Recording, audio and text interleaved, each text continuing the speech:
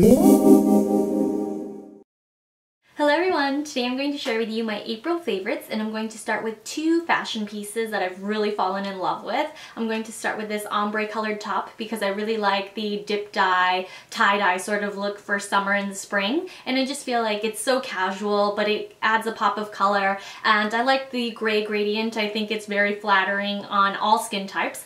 And this one is interesting because it has a crossback and you can still wear a standard bra with it underneath, and it has a slightly higher neckline to balance everything out, but it's really comfy, it's soft, it moves with the body, and most importantly it's very comfortable. So now I have these 1 teaspoon denim shorts. 1 Teaspoon is probably one of the most popular denim brands at the moment because they make these distressed short shorts. These are a little bit higher waisted, but I love them because they're on the longer side. They do have a slightly darker black pocket, but the pockets are made out of a slightly stiffer fabric, and I do like that difference in the texture because I haven't seen any shorts like that. More importantly, these shorts are long enough where they don't show the bottom of the butt cheek. I'm not really into the showing everything trend, so I feel like these provide enough coverage. They have that high-waisted look that I do like, especially if you like bustier tops. These are perfect for you. So I may be biased, but I do think that these are the best 1 teaspoon shorts that I've seen thus far. And even though I know that light denim is all the rage during the spring and summer, I do think that dark shorts are much more flattering. So that's that. Now for skincare, I'm going to start with the Thirsty Mud GlamGlow mask because this hydrating treatment has been so highly requested. Ever since I brought up the other two GlamGlow masks, I've been asked to review this one, and I finally got around to trying it, and so it turns out I probably love this the most out of all of the GlamGlow products that I've tried thus far, and I think I've tried all of them now. So this Thirsty Mud mask is great because it smells like birthday cake and it has a very sweet smell, but it's not too artificial or synthetic, and you can leave this on for 10 minutes or 20 minutes or even overnight. So it is sort of like the Kiehl's hydrating mask that I love so much, but the Kiehl's is more of a gel formula, whereas this one feels and looks a lot like the Juice Beauty mask, although the Juice Beauty mask is completely different because it's an exfoliating mask, whereas this is for hydration, and it does really hydrate. When it comes to overnight masks, I still use the Kiehl's, but I do think that this is great for a quick boost in hydration. I left it on for 20 minutes in the past couple weeks, and it leaves my skin with a beautiful radiant glow. So it leaves my skin looking more plump and luminous without any shimmer. So I highly recommend this. I think it's a great skin booster. And currently there's a promo on beautychoice.com where if you purchase a full-size mask, you'll receive 2 deluxe size samples, which are great to travel with. These are the traditional GlamGlow exfoliating treatment and the GlamGlow Super Mud clearing treatment. So these are perfect for travel or even to throw into a gym bag if you find necessary. So I highly recommend taking advantage of this opportunity while you can. Now for the second skincare product, which is my favorite new sunscreen. This is the Yonka Solar Care SPF 50 Broad Spectrum High Protection Sunscreen Cream. And I love this because it feels like a lotion. I just rub it between my hands and press it into my face, and it doesn't leave that ghostly white cast that my favorite Dior Snow UV sunscreen tends to leave.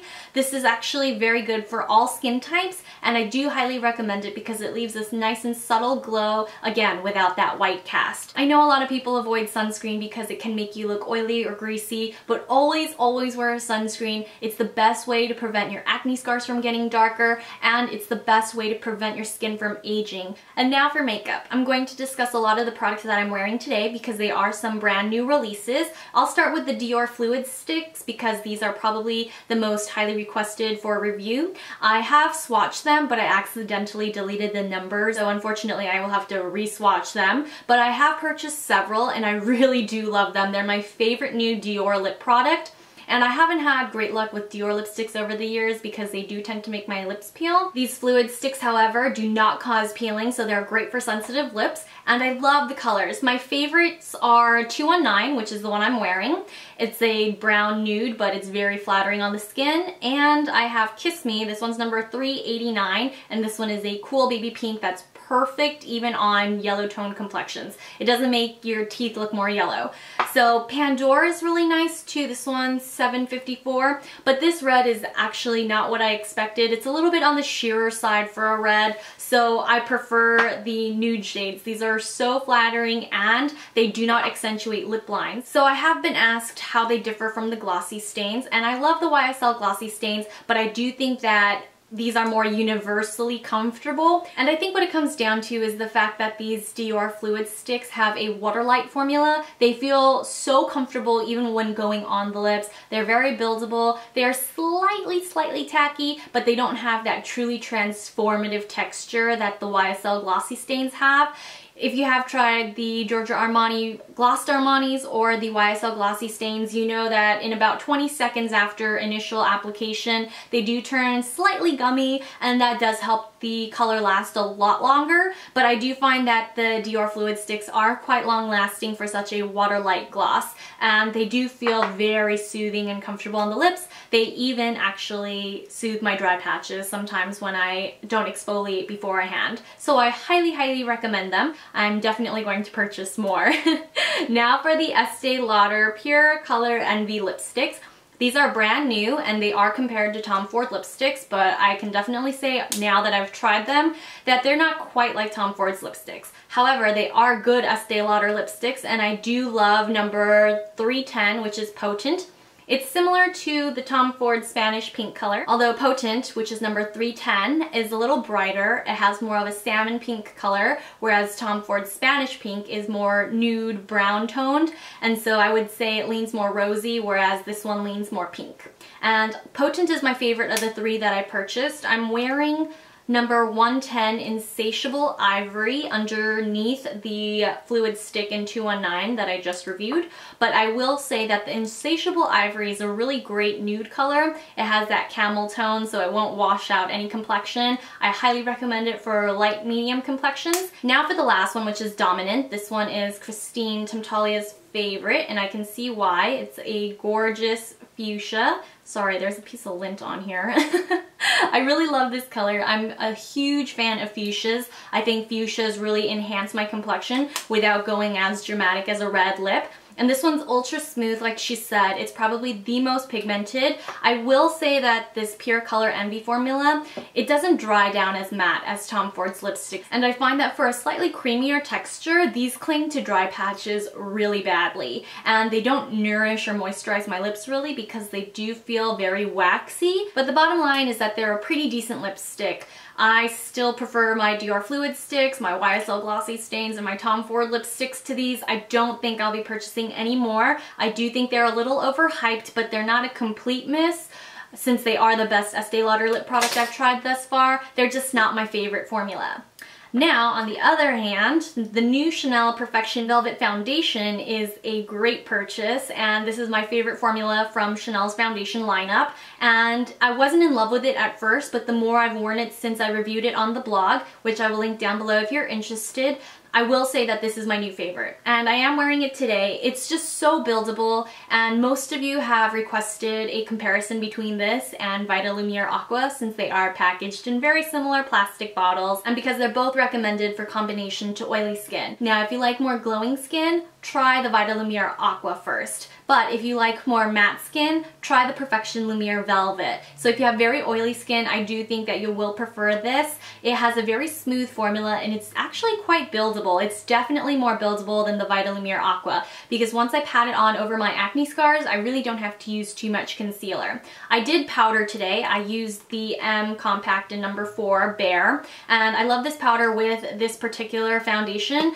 but I will say that if I'm not filming, I don't find it necessary to set just because this formula does have a powdery finish. It does have a squeeze tube top, as you can see, and you do want to shake this up really well before you use it. I use the color 20 Beige, and this one does oxidize on me almost a full shade up. So even though I do generally wear a 20 in Chanel foundations, I think that this one oxidizes a lot more than Matte Lumiere, Perfection Lumiere, the standard Perfection Lumiere, or Vitalumiere Aqua even. And for those curious, since I did mention that it was my favorite new primer. The By Terry Cellular Rose Brightening CC Lumi Serum does work really well under the Perfection Lumiere Velvet. So for those of you who don't want a completely matte look and want a little bit more of a brightening factor, I highly recommend you try this underneath. Now for my favorite spring launch of all time, I am so impressed with the Dior gel nail polishes that I've purchased a lot of them. I keep buying more because they're that incredible. And for those of you who have watched my videos for a long time, I haven't always been Dior's biggest fan because I felt like their nail polishes were a little chalky.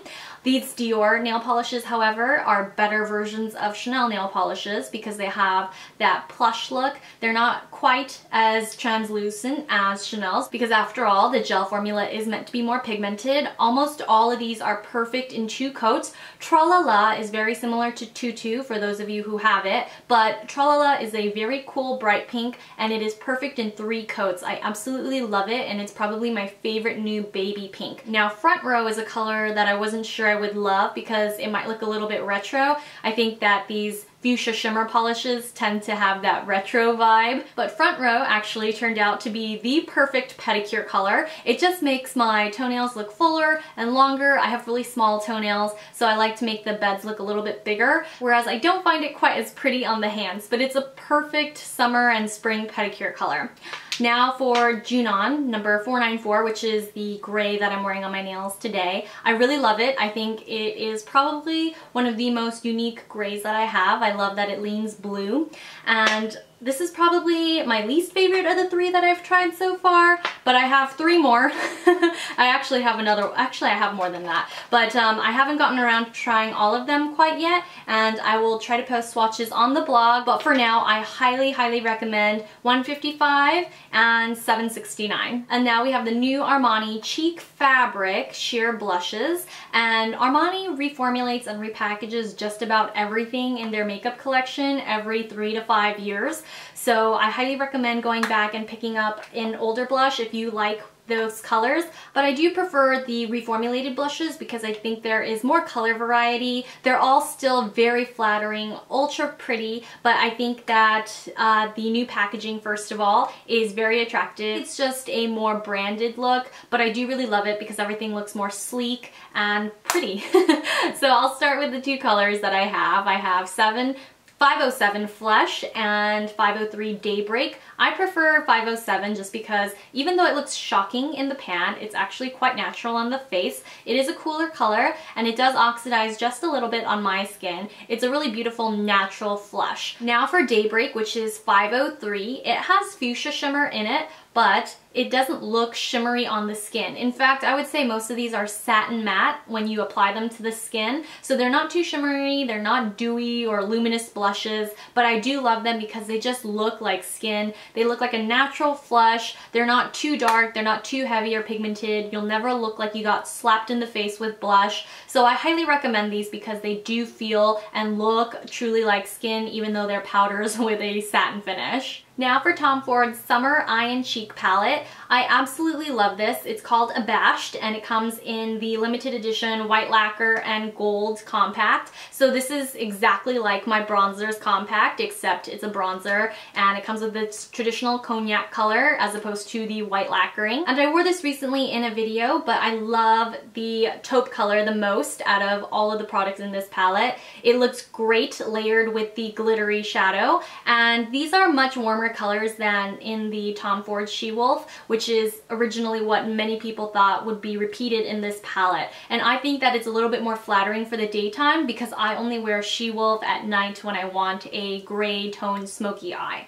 So these are much more appropriate for the summer because they do have those warmer tones and they suit the bronzer and the blush perfectly. So the indigo I saved for last because this is probably one of the most pigmented eyeshadows I've ever owned, and in fact it is a bright blue color, so I do recommend using either a white eyeshadow or white eyeshadow primer just to make sure that the color looks as vibrant as possible on the skin. So when I wore this on my lower lash line in my foundation and skincare routine video, I didn't actually see the vibrancy that I wanted to because the color oxidized on my skin, so it looked a little bit more like a navy blue, but in order to get the actual bright cobalt style color, you will have to layer it on top of a white primer. So overall, I love this. I think it's excellent. And even if you own the She-Wolf eyeshadow trio, I do think that Abashed is a great purchase for summer, especially if you plan to travel, just because it is so convenient to have a bronzer, blush, and 3 eyeshadows all in one palette. And that's a wrap for my April favorites. Thanks so much for tuning in, everyone, and I hope to see you all very soon.